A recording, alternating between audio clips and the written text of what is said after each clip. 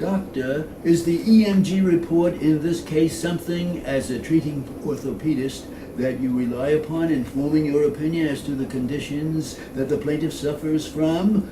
Yes. Would you share with the members of the jury the results of Dr. Fink's EKG? The report says that this is evidence of a radiculopathy clinically more marked on the right. What does that mean, doctor? That there's nerve root irritation at the lumbar 4-5 level on the right-hand side. Defendant's counsel, I object. It speaks for itself. Move to strike. The court sustained. What does 4-5 level mean? The lumbar area is L1 through L5. So the L4-5 is the next to the last level in the lumbar area. Are the EMG findings of Dr. Fink, as referenced by you in his report, consistent with your initial diagnosis of a lumbar, let us say, derangement with bilateral root irritation? Defendant's counsel, I object. The court overruled. Yes, it is. At some point in time, Dr. Post, you indicated that the plaintiff returned to work. Is that right? Yes, on August 14th. Did he, in fact, return to your office sometime thereafter? Defendant's counsel, irrelevant, Your Honor. The court, again, overruled. Answer it.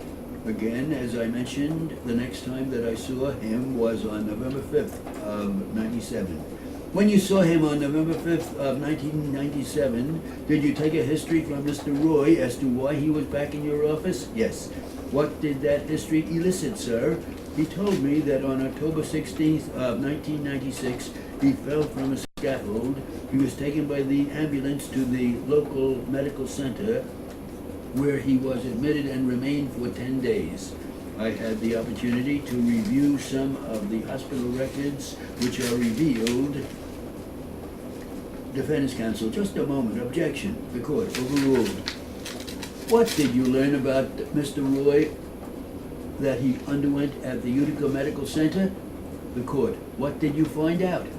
Well, he had a severely comminuted and displaced fracture of the os calcis, which is the heel bone. And as a result of that, he was admitted to the hospital, and a few days later he underwent an open reduction with internal fixation of this fracture of the heel bone.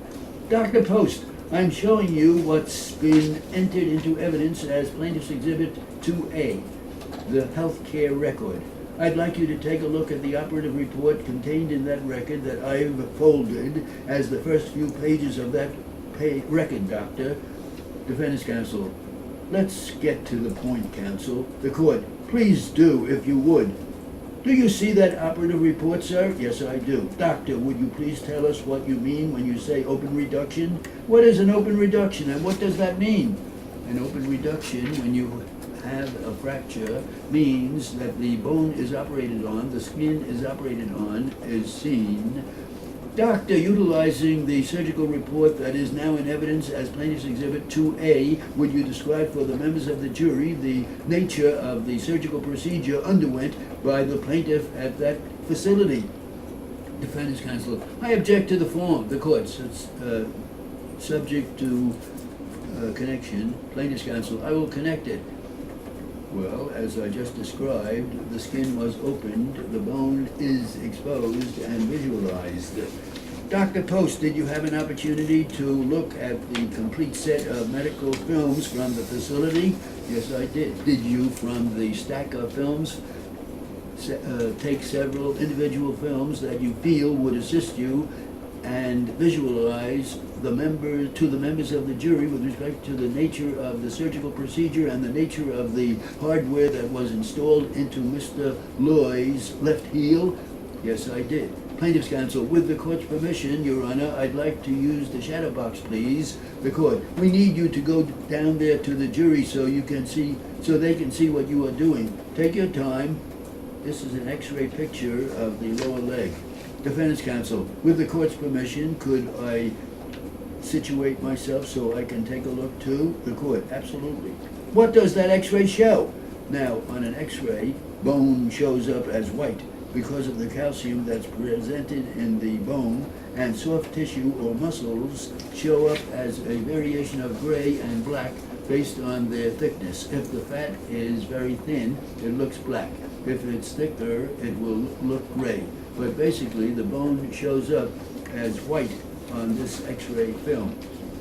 You say it looks like white? Yes, it looks like white.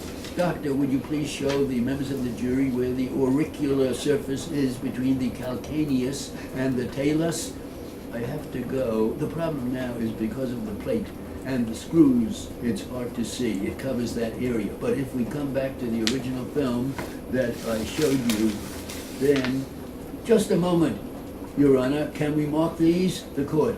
You want these separately marked? Defendant's counsel. Yes, please, the court. I think we can do that. What does that film show? This is before the plate is on, and as I said before, the auricular surface is this joint.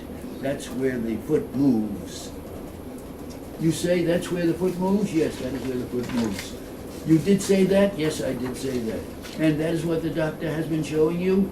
Yes, and we marked 3 separate ones among them separately because those were the ones specifically referred to by the doctor, okay? Defendant's counsel, Your Honor, with your permission, while he is asking questions, may I look at the x-rays? The court, sure. You want them at your table? Defendant's counsel, yes, thank you. The court, sure. Dr. Post, when Dr. Loy returned to you, I believe you were talking about the first time he returned to you following his October 16th, 1996 accident. Is that correct? Yes. And what was the date that he returned to you following that accident? 11/5/97. When he returned to you on 11/5/97, that surgery you just described, the placement of the hardware in his left heel, had already transpired? Yes. Did you make any physical observation about it?